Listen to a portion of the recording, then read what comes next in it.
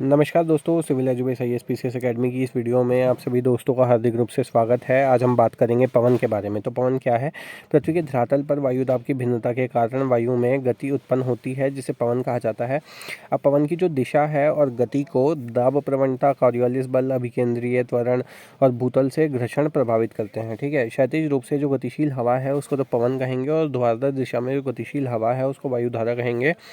पवन का जो प्रभाव है वो सदैव उच्च दाब से निम्न दाब की तरफ होगा, और पवन की गति जो है वो दाब की प्रवणता पर निर्भर करती है।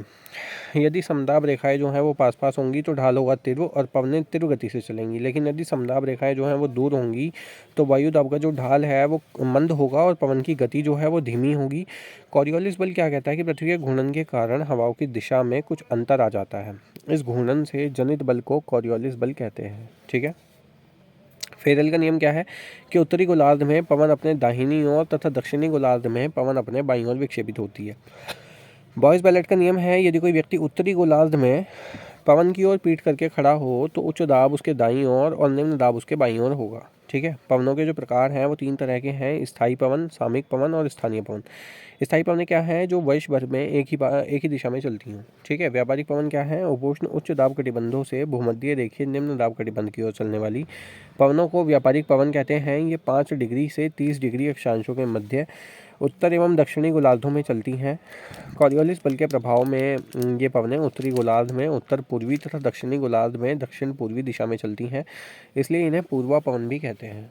पछुआ पवन क्या है कि पछुआ पवन उस प्रदेश में चलती हैं जो उपोष्ण उच्च भार क्षेत्रों अथवा अश्वक्षांशों के उत्तर में ध्रुवों की ओर स्थित है। इन पवनों को प्रति व्यापारिक पवन या पछुआ पवन कहा जाता है। उत्तरी गोलार्ध में ये दक्षिण पश्चिम से उत्तर पूर्व की तथा दक्षिण गोलार्ध में उत्तर पश्चिम से दक्षिण पूर्व दिशा में चलती है। दक्षिणी गोलार्ध में 40 डिग्री से 60 डिग्री अक्षांशों के बीच इन्हें गरजता चालीसा, प्रचंड 50 और चिकता साठा भी कहा जाता है। बात करते हैं ध्रुवीय पवन की। तो ध्रुवीय उच्च वायुदाब कटिबंध से न्यून वायुदाब कटिबंध की ओर बहने वाली पवनों को ध्रुवीय पवन कहते हैं। इनका जो क्षेत्र है वो दोनों गोलार्धों में ध्रुवों से 65 डिग्री अक्षांश तक होता है। सामयिक पवनें क्या कहलाती हैं? जो मौसम या ऋतु के अनुसार बदलती हों। मानसून पवनें क्या हैं? ये पवनें मौसम के अनुसार चलती हैं। ग्रीष्म में ये पवनें समुद्र से स्थल की ओर चलती हैं, जिन्हें ग्रीष्मकालीन मानसून कहते हैं। शीत ऋतु में ये पवनें जो हैं वो स्थल से समुद्र की ओर चलती हैं, जिन्हें शीतकालीन मानसून कहते हैं। मानसूनी पवनें भारत, पाकिस्तान, बांग्लादेश, श्रीलंका, अरब सागर, बंगाल की खाड़ी सहित दक्षिण पूर्वी एशिया, उत्तरी ऑस्ट्रेलिया के ऊपर बहती है। समुद्री समीर मतलब पवन स्थल एवं जलीय भाग के तापमान में विषमता के कारण दिन के समय वायुमंडल की निचली परतों में समुद्री समीर बहती है। ये हवाएं समुद्र के निकटवर्ती स्थानों के तापमान और आर्द्रता को प्रभावित करती हैं। स्थलीय समीर मतलब पवन कि रात्रि के समय स्थल भाग जो है वो शीघ्र ठंडा होता है, जिससे रात्रि में स्थल भाग पर वायुदाब अधिक होता जाता है और जलीय भाग पर कम रहता है। इसलिए रात्रि में हवाएं जो है वो स्थल से जल की ओर चलती हैं। इन्हें स्थलीय समीर कहा जाता है। ठीक है, घाटी समीर की अगर हम बात करें तो पर्वतीय क्षेत्रों में दिन के समय पर्वत के जो ढाल हैं वो घाटी तल के अपेक्षा अधिक गर्म होते हैं। जो पर्वत के ढाल है वो घाटी तल के अपेक्षा अधिक ज़्यादा गर्म होते हैं।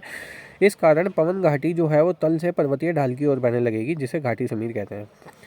पर्वत समीर क्या है? सूर्यास्त के बाद पर्वत ढाल पर से पार्थिव विकिरण के द्वारा ऊष्मा की जो हानि है वो घाटी तल की अपेक्षा तेजी से होती है। इस कारण पर्वतीय ढाल से ठंडी और घनी पवन नीचे घाटी में उतरने लगती है, जिन्हें पर्वत समीर कहा जाता है। स्थानीय पवनें क्या है कि जो पवनें किसी स्थान विशेष के तापमान और वायु दाब के अंदर से चलती हों, उन्हें स्थानीय पवन कहते हैं। इसे 2 भागों ठंडी और गर्म पवनों में बांटा जा सकता है। अफॉन क्या है? यह एक गर्म और शुष्क पवन है जो पर्वतों के ढालों पर नीचे की ओर चलती है। ये पवनें उत्तरी अल्प्स पर्वत घाटियों में चलती हैं। इसका सर्वाधिक प्रभाव जो है वो स्विट्जरलैंड में होता है। ब्रिक फील्डर क्या है? ये गर्म और शुष्क पवन है जो ऑस्ट्रेलिया के आंतरिक भाग में दक्षिण पूर्व के तटवर्ती भूमि की और ग्रीष्म ऋतु में चलती है। चिनुक का मतलब क्या है? चिनुक का अर्थ है हिम खाने वाला। ठीक है, ये एक शुष्क पवन है जो संयुक्त राज्य अमेरिका में रॉकी पर्वत के ढालों पर कनाडा में चलती है। यह शीतकाल में हिम को पिघला और सुखा देती है। इस प्रकार पूरी शीत ऋतु में पशुओं को चराने में सुविधा प्रदान करती है। हिम झंझावत क्या है कि ये एक अत्यंत शीतल पवन है जिसमें मेघों से हिमवर्षा होती है। ये कनाडा, संयुक्त राज्य अमेरिका और अंटार्कटिका महाद्वीप में चलती है। सिराको क्या है? ये अत्यंत उष्ण धूल और रेत भरी पवन है जो सहारा मरुस्थल से भूमध्य सागर की ओर चला करती है। ये भूमध्य सागर को पार करने के क्रम में आर्द्रता ग्रहण करती है और माल्टा, सिसिली और इटली तक पहुंचती है।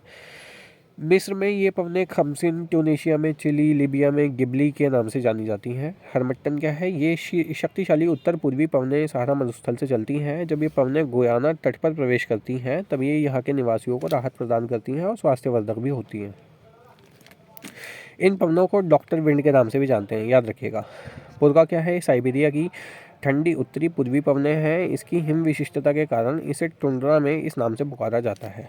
विली विली क्या है? ये ऑस्ट्रेलिया के उत्तरी पश्चिमी तट पर बहने वाली उष्णकटिबंधीय तीव्र तूफानी पवनें हैं। सिमुम क्या है? सिमुम उष्ण धूल भरी पवनें होती हैं जिनका तापमान उत्तरी सहारा में 40 डिग्री सेल्सियस से 59 डिग्री सेल्सियस तक रहता है। मिस्ट्रल है, एक शीतल पवन है जिसका अनुभव रोन की घाटी, फ्रांस और उसके डेल्टा में होता है। अब स्थानीय हवाएं हैं कि लू को उत्तरी भारत में लू कहा जाता है, उत्तरी अमेरिका के मैदान में ब्लैक रोलर कहा जाता है, तो इसको आप ध्यान से देख लेंगे।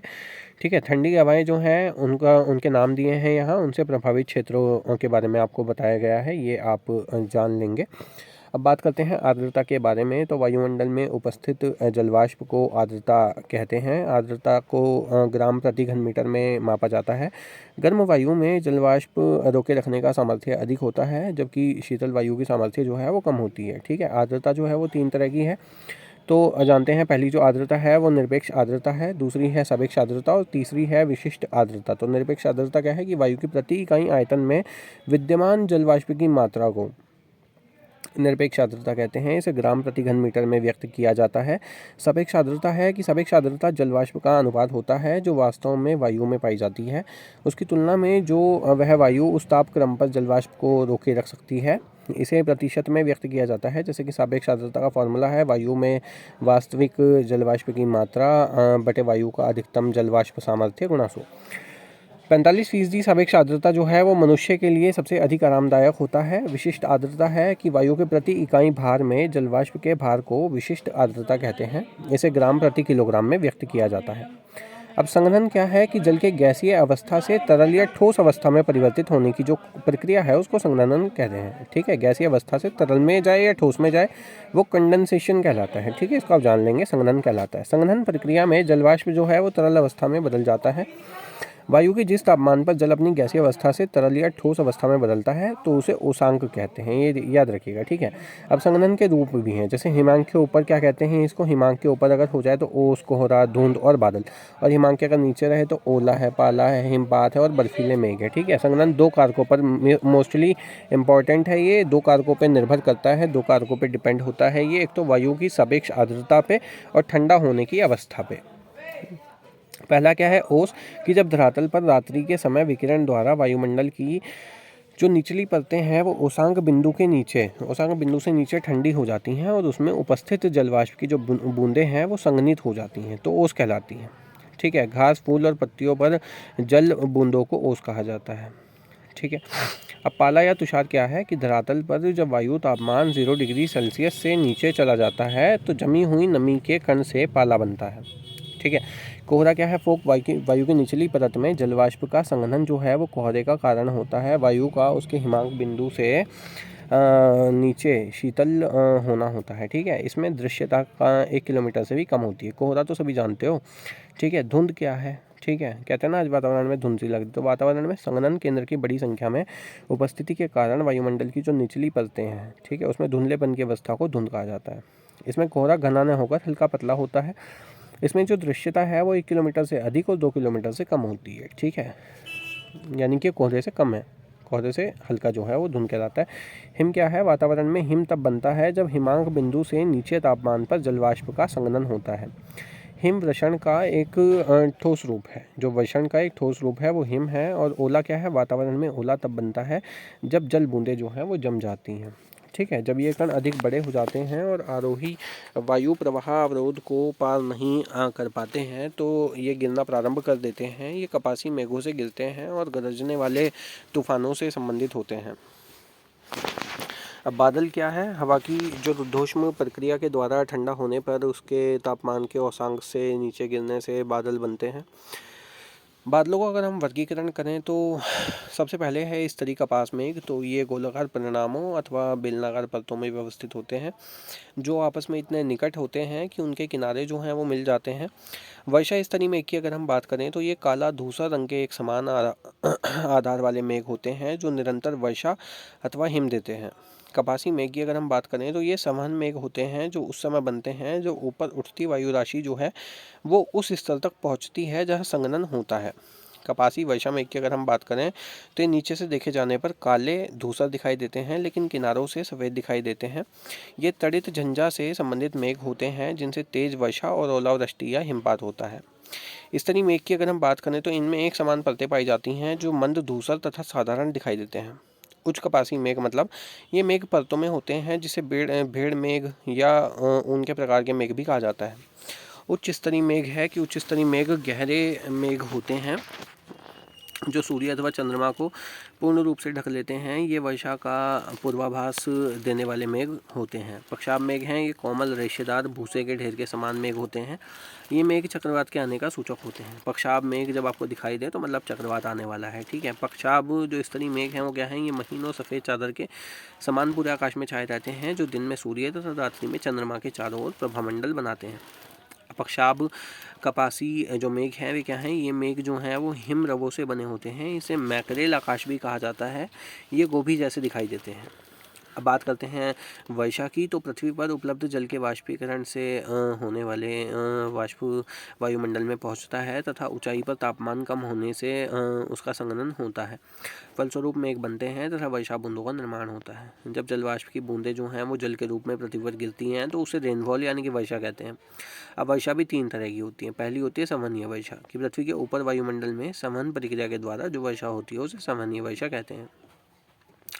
इस प्रकार की वर्षा कहाँ होगी, तो विषुवत रेखीय प्रदेश में, ठीक है। गर्म हवा ऊपर उठेगी और ठंडी होकर बादल का रूप ले लेगी और वर्षा शुरू हो जाएगी, ठीक है। वर्षा के पश्चात जो है वो ठंडी हवा नीचे उतर के आ जाएगी, ये ध्यान रखिए। दूसरा क्या है, पर्वतीय वर्षा। तो जब जलवाष्प से लदी हुई गर्म वायु के मार्ग में पर्वतीय अवरोध पड़ने से वह ऊपर उठती है तो ठंडी हो जाती है, और इसमें उपस्थित जो जलवाष्प है उसका संघनन होता है, तो उसे पर्वतीय वर्षा होती है, ठीक है। अब विश्व में जो अधिकतर पर्वतीय वर्षा इसी रूप में होती है, ठीक है।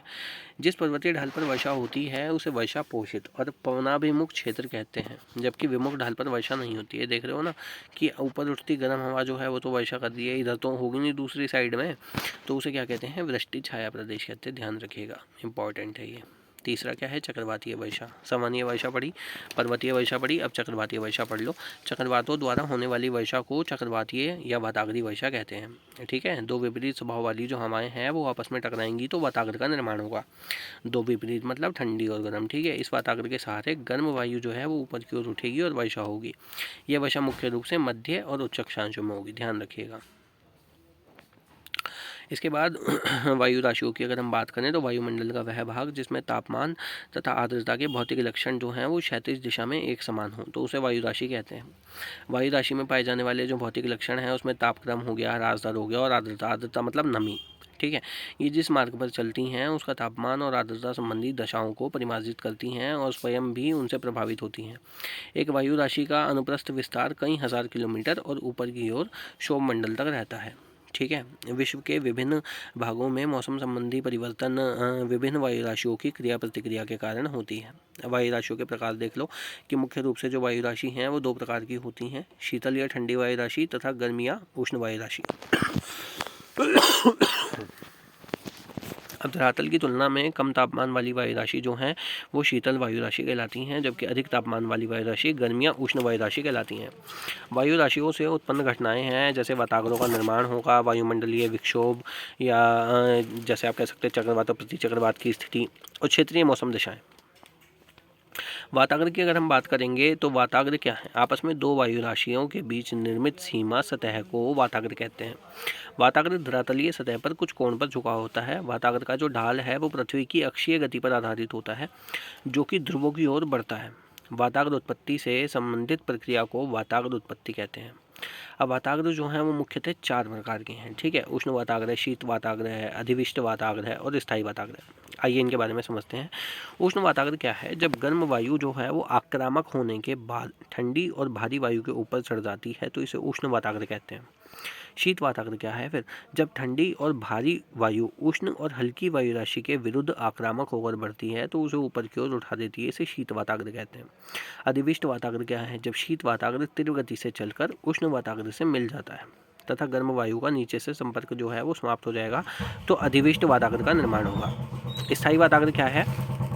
जब दो विपरीत वायु राशियां एक वाताग्र से इस रूप में अलग होती हैं कि वे एक दूसरे के समानांतर हो जाती हैं तथा वायु का ऊपर उठना नहीं हो पाता है तो स्थायी वाताग्र का निर्माण होता है।